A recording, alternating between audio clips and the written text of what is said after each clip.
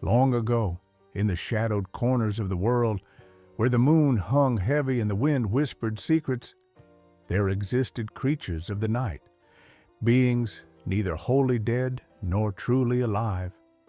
These were the vampires, the cursed children of darkness, feared by men and spoken of only in hushed tones. Their origins, like many ancient things, are shrouded in mystery. Some say the first vampire was a vengeful spirit, denied entry into the afterlife, forced to walk the earth in a monstrous form.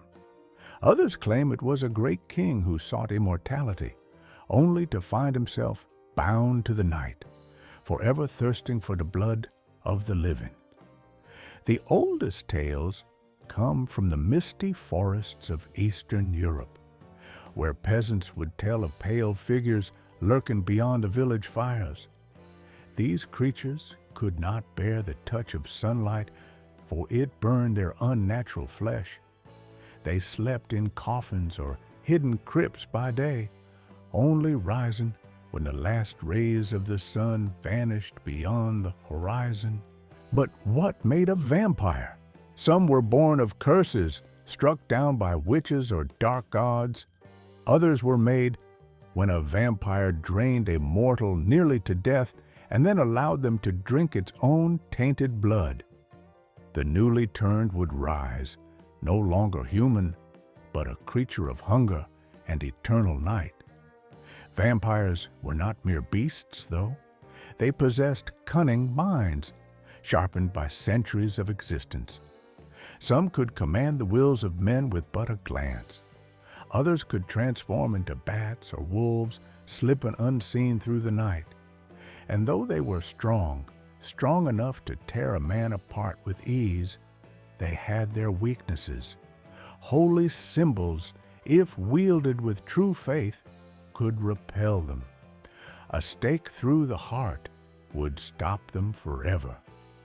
Running water, it was said, burned them like acid. And then there was the most ancient rule of all. A vampire could not enter a home unless invited. But why, you might ask, did these creatures haunt the world? Some sought power, ruling from the shadows. Others were lost souls, mourning the lives they had lost. And some were simply monsters, reveling in the hunt, the fear, the blood. As the centuries passed, the legend spread. From the cobbled streets of Transylvania to the fog-laden alleys of London, the vampire became a thing of nightmares, a warning to travelers not to wander too far into the dark. In every age where darkness thrived, there rose those who stood against it. They were the hunters, men and women who walked the razor's edge between life and death, armed with faith, steel, and the knowledge of the night's secrets. Some say the first vampire hunters were holy men, monks who had seen too much evil in the world and took up the cross not just in prayer, but in battle. Others claim they were simple folk, farmers, blacksmiths, even thieves who had lost loved ones to the fangs of the undead and swore vengeance. Whatever their origins, they became the unseen shield between humanity and the creatures that lurked just beyond the firelight. The tools of their trade were many: a sharpened stake of ash or hawthorn for piercing the hearts of the damned, vials of holy water, blessed by priests, which burned the flesh of vampires like molten lead, garlic, strung around doorways or worn as amulets, its scent foul enough to repel the hungry dead, and mirrors, for it was said that a vampire cast no reflection, a sign of its stolen existence. But the greatest weapon a hunter possessed was knowledge. They studied the patterns of the night, learning where vampires nested, how they fed, and what tricks they used to lure the unwary. Some hunters kept ancient books, filled with accounts of battles won and lost, names of noble families secretly tainted by vampiric bloodlines, and the locations of forgotten crypts where the undead slumbered. The most feared of these hunters were the Dhampirs, half-breeds born of a vampire and a mortal. Cursed with the hunger of their dark parent, yet clinging to their humanity, they walked both worlds. Some became ruthless killers, hunting their own kind with unnatural strength. Others fell to the darkness, becoming monsters themselves.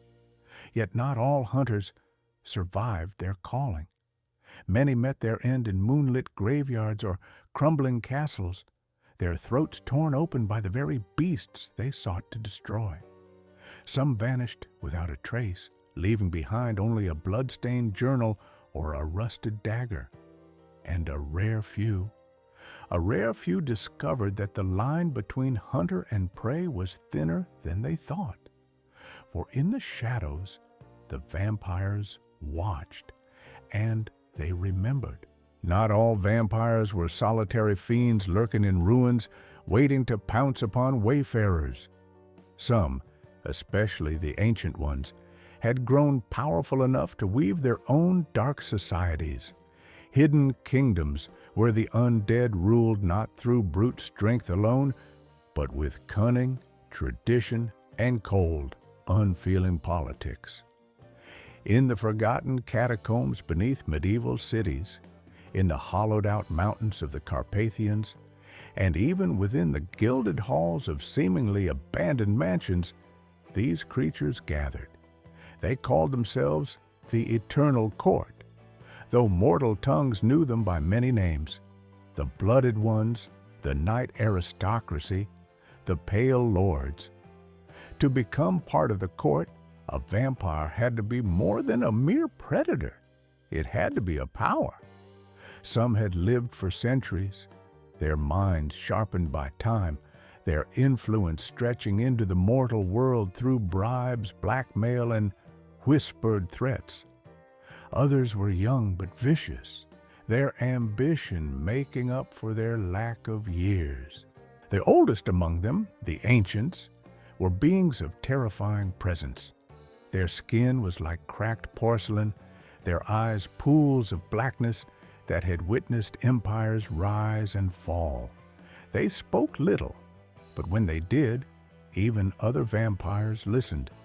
It was said that to meet an ancient's gaze was to feel the weight of ages pressing upon your soul.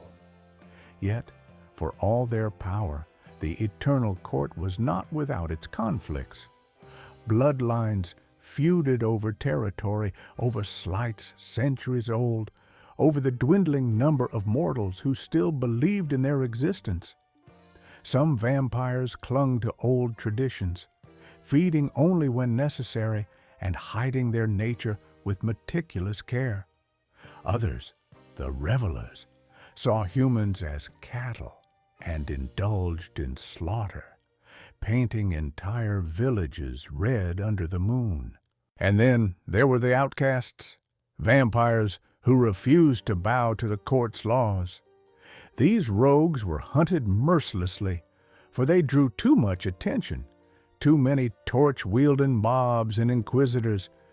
But the court's greatest fear was not hunters, nor even the sun.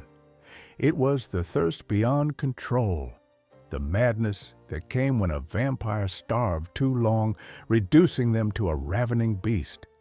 Even the mightiest lord of the undead could fall to it, and when they did, the court itself would turn upon them like wolves upon a wounded packmate. For in the world of the night, survival was everything. There exists a secret darker than the vampire's hunger, a bond forged not in love nor loyalty, but in blood itself. When a mortal drinks from a vampire, willingly or by trickery, a tether forms between them, deeper than any oath. The ancients called it the sanguine chain, an unbreakable thread that bends the will of the lesser to the greater. Not all vampires use this power, for to do so was to risk awakening something dangerous in their thralls. A bonded mortal did not merely obey, they worshipped. Their veins burned with unnatural vigor, their senses sharpened to near immortal clarity, yet their soul withered by inches. Some became devoted assassins, carving through the vampire's enemies with fanatic grace. Others grew addicted to the blood, begging for another sip, even as it hollowed them into gaunt, fever-eyed wraiths. But the bond was a double-edged sword. A thrall who broke free, through sheer will or the intervention of holy rites, could turn their twisted devotion into vengeful hatred. And worse, should a thrall ever drink too deeply from their master, they might rise not as a mere fledgling vampire, but as something far worse, a blood revenant, a creature of ravenous spite with all its sire's strengths and none of their restraint. The oldest texts whisper of entire cults built upon the blood bond, where generations of mortals serve the same undying Lord, their lineages bound in eternal servitude. Some kings and warlords were said to be unwitting thralls, their empires nothing more than feeding grounds for a hidden master, yet even the mightiest blood chain could rust. For in the shadows, the hunters knew this truth. Where there was a thrall, there was always a vampire pulling its strings, and to sever the chain, one needed only to find the source and drive a stake through its heart. Not all vampires were made equal. Just as mortal families bore their crests and sigils, so too did the undead carry the marks of their lineage, ancient blood curses that shaped their powers, their weaknesses, and the very nature of their eternal damnation. The Nosferatu were the first and most feared. Their origins were lost to time, but their presence was unmistakable. Twisted figures with elongated limbs, sunken eyes that glowed like embers, and skin stretched taut over bones as if the grave had already claimed them. They needed no coffins, for the earth itself welcomed them, opening like a mother's embrace to swallow them whole at dawn. But their greatest power was their voice, a whisper that could slither into dreams, coaxing mortals to walk willingly into the night, never to be seen again. Then there were the Strigoi, born from wrath and betrayal. These were the vengeful dead, those who had taken their own lives or died unabsolved, only to claw their way back as ravenous spirits. They had no true form, shifting between mist and flesh, but their hunger was insatiable. Unlike their kin, they cared not for subtlety. Whole villages would vanish where the Strigoi walked, leaving behind only gnawed bones and rust-colored stains in the soil. The Moroi were different still, closer to mortal in appearance, yet cursed with a hunger not just for blood, but for life itself. They could walk in daylight, though it pained them, and some even kept herds of willing thralls, playing at nobility in their candlelit courts. But their gift was a lie, for the Moroi withered slowly, their beauty crumbling year by year until they became gaunt, hollow things, forever chasing the warmth they could no longer feel. Rarest of all were the Dhampir, the half-born. Neither fully vampire nor truly human, they were outcasts in both worlds. Some became relentless hunters, using their inherited strengths to track the undead.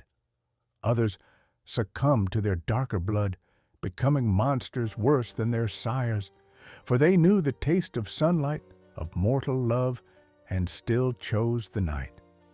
Yet all bloodlines shared one truth: their curse was eternal. No matter how they fed, how they hid, how they ruled, they were damned. And the night remembered. Even the most ancient vampire, with centuries of cunning coiled in its shriveled heart, was not without vulnerabilities. The creatures of the night may have been powerful, but their existence was bound by rules older than mortal memory, rules carved into the fabric of their curse. The first and most sacred law was that of invitation. A vampire could not cross the threshold of a home unless welcomed inside by one who dwelled there. This was no mere superstition, but an unbreakable enchantment woven into their very being. Many a peasant had saved their family by simply refusing to answer a stranger's knock after sundown, while clever hunters used this weakness to trap the undead, luring them to doorways where holy symbols lay hidden, leaving the creature snarling at the boundary it could not breach.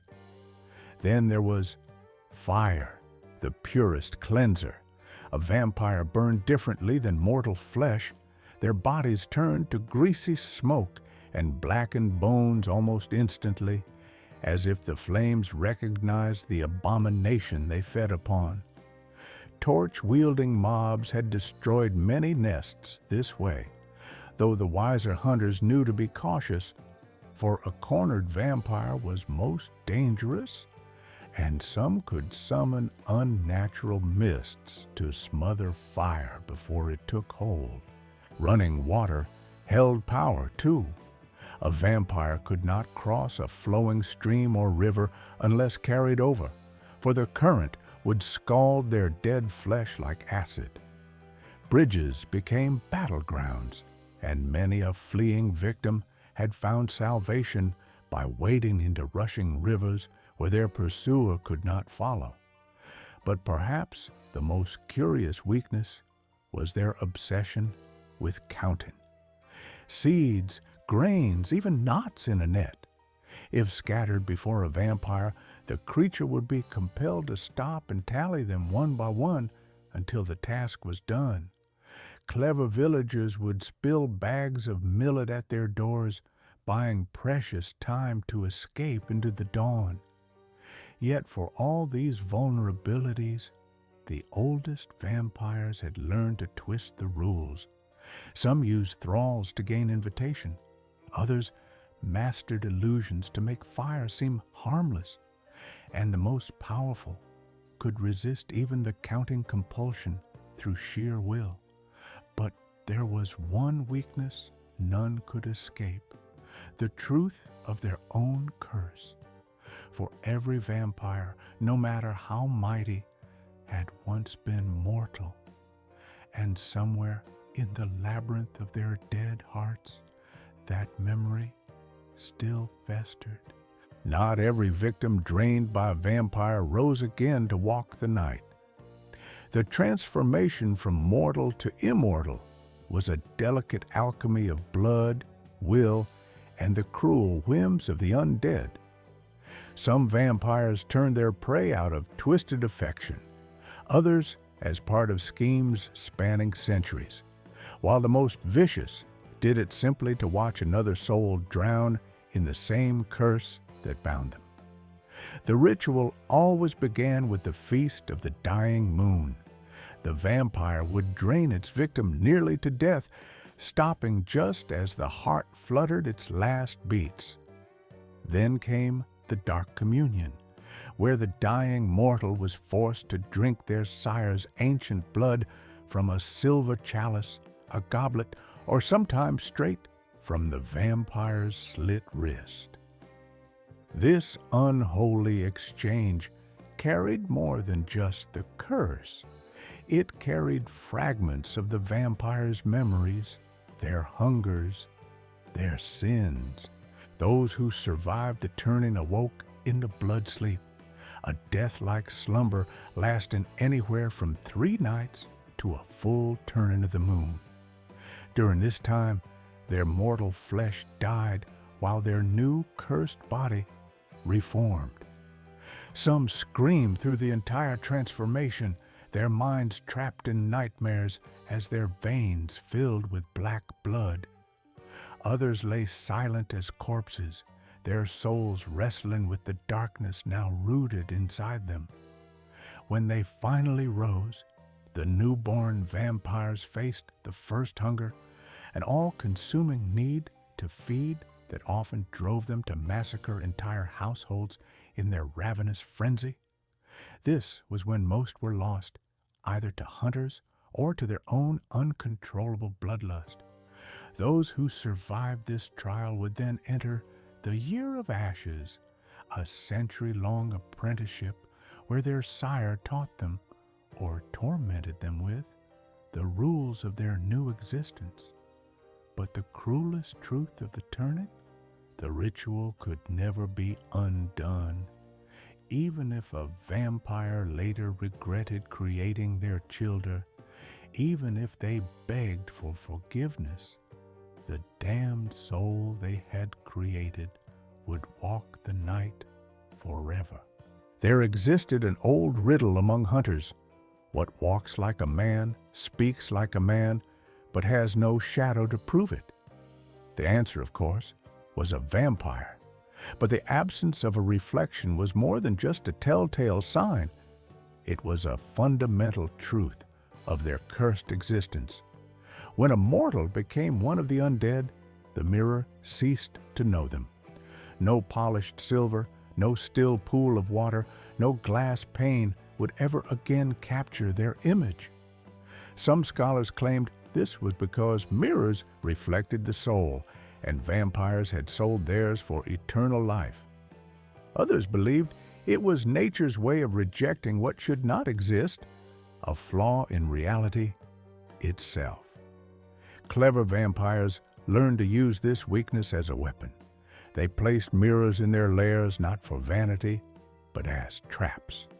A hunter, relying on reflections to spot movement, would find himself blind in their domain.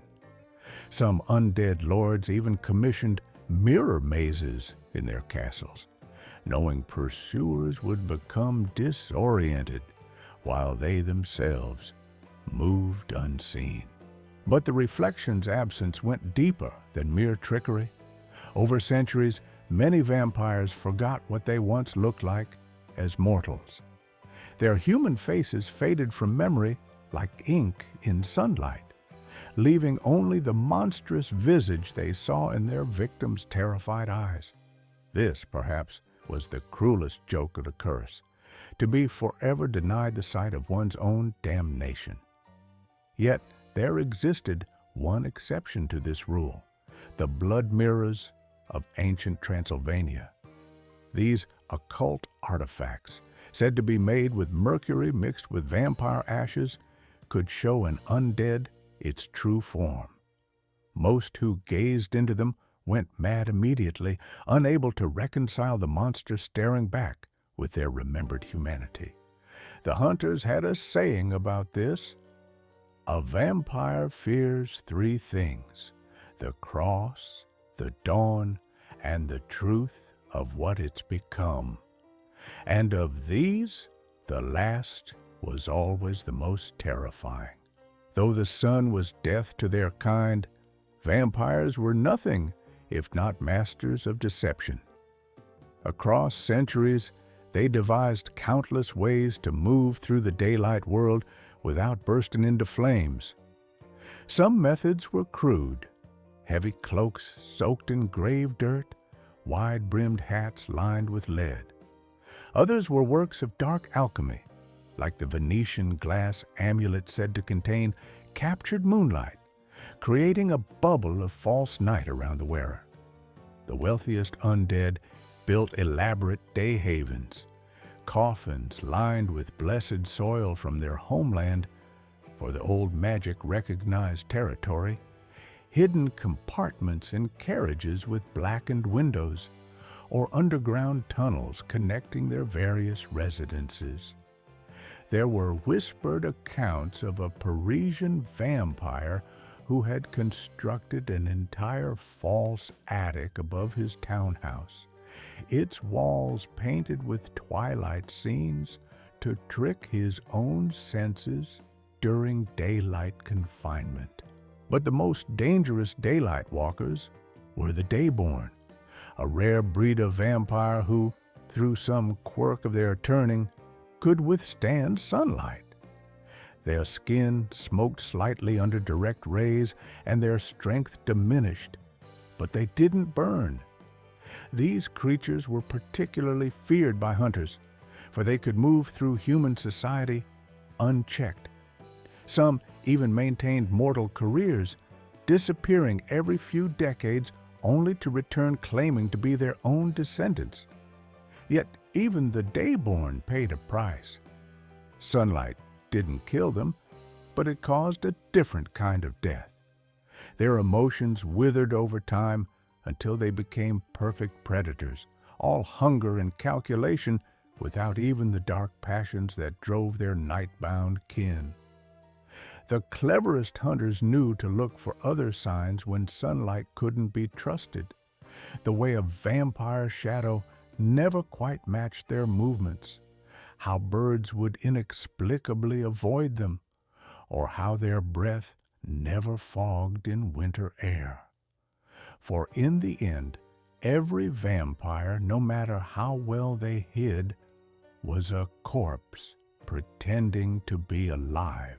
A vampire could endure centuries, could outwit armies of hunters, could master every dark art, but none ever escaped the hunger.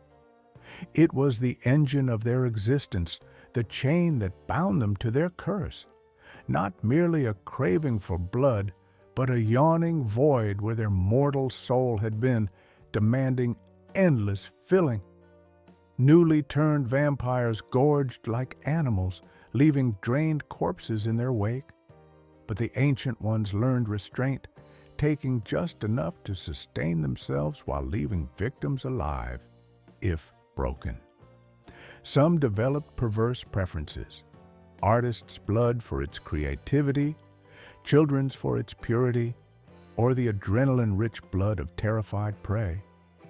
There were whispered tales of a vampire in Prague who only fed on other vampires, becoming something neither living nor dead, but something else entirely.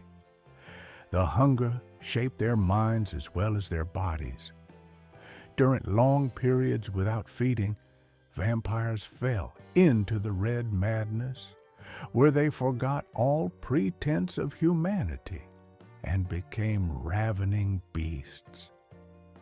Those who recovered remembered these episodes with shame, if they remembered them at all.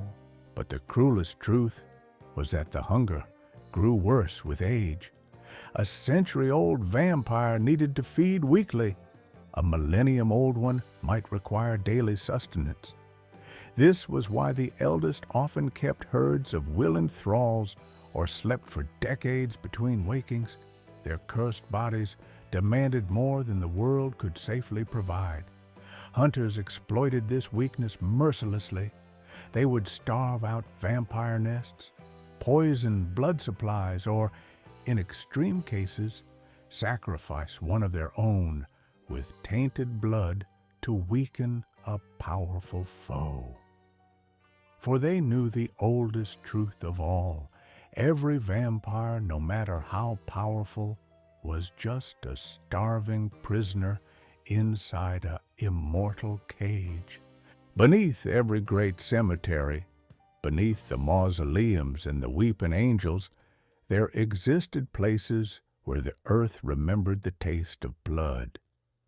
These were the unhallowed grounds where vampires held their secret gatherings, not out of sentimentality for the dead, but because graveyards were crossroads between worlds, where the veil between the living and the undead grew thin. The rituals varied by bloodline and century. The Nosferatu dug up fresh corpses and held macabre feasts around open graves, pretending to savor food they could no longer digest. The Strigoi performed frenzied dances on consecrated ground, their bare feet burning with each step as they mocked the faith that once damned them. The most refined clans held midnight parliaments in crypts, debating immortal politics while wrapped in funeral shrouds like aristocratic robes, but all gatherings shared one sacred rite, the telling of names. Vampires never revealed their original mortal names, for names had power. Instead, they recounted every alias they'd worn through the centuries, every identity they'd consumed like so much blood. A vampire might list dozens. I was the Comte de Saint-Germain in Paris, Brother Vasily in Moscow, Dr. Greystone in London. This was how they measured their long lives, not in years, but in stolen identities. The graveyard communions served another purpose. They were where young vampires learned the laws of the blood, the unwritten rules that prevented their kind from descending into total war. Never turn a child. Never create more than one fledgling in a century. Never reveal the existence of all vampires to the mortal world.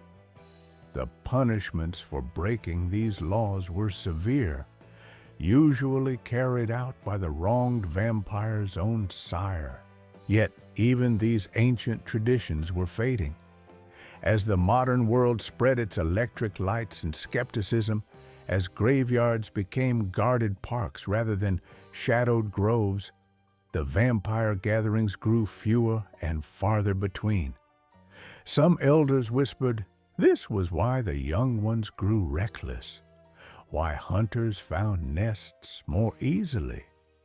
For without tradition, even immortals become lost.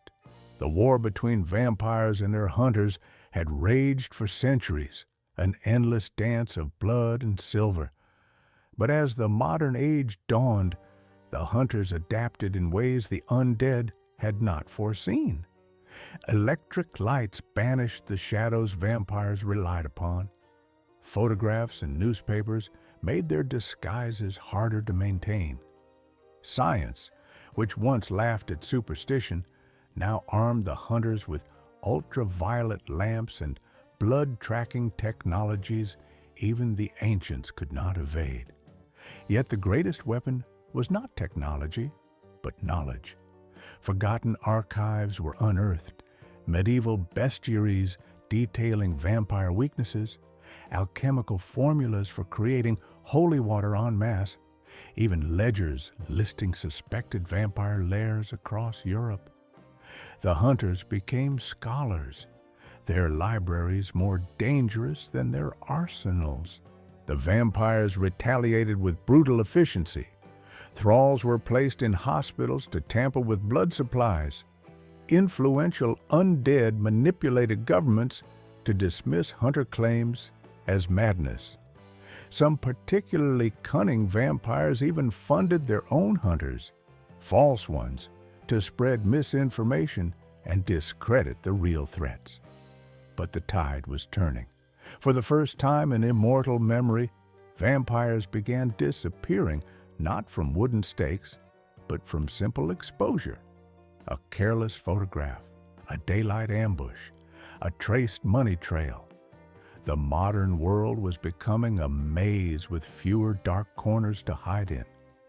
The elders whispered of a coming great purge, while the younger vampires either grew reckless or fled to the last wild places of the earth. The hunters, meanwhile, prepared their final gambit, a global network of watchmen armed with both ancient lore and modern tools, ready to drag the creatures of night into the light once and for all. In the end, the vampires did not go with a roar, but with a whisper. The 20th century's march of progress left them starving, hunted, and fractured. The old covens collapsed as their members turned on each other, some seeking survival through deeper hiding, others through desperate alliances with mortal crime syndicates. A few even begged for the true death rather than face eternity as fugitives. The hunters, now organized and relentless, picked them off one by one. A financial audit here, a daylight raid there. Social media became an inadvertent weapon, A single viral photo of a vampire's unchanging face across decades could unravel centuries of careful disguise. Yet rumors persisted. A shadow where none should be in a security camera feed. A cluster of anemia cases in a remote town. An abandoned mansion where the neighbors swore they heard laughter, but only at night. Perhaps a handful survived, the smartest and most ruthless, adapting to this new world as they had to so many others. Or perhaps they were all truly gone, and the 21st century's vampires were merely stories again, as they had been at the dawn of time. But in the darkest nights, when the wind howls through empty streets, even the most skeptical pause. For the oldest truth remains. The night was theirs first, and it remembers. And that, my friends, is the history of vampires. To keep listening to more stories like this, please subscribe to my YouTube channel. Until next time, this is Uncle Ben, signing off. Take care, and may the gods watch over you.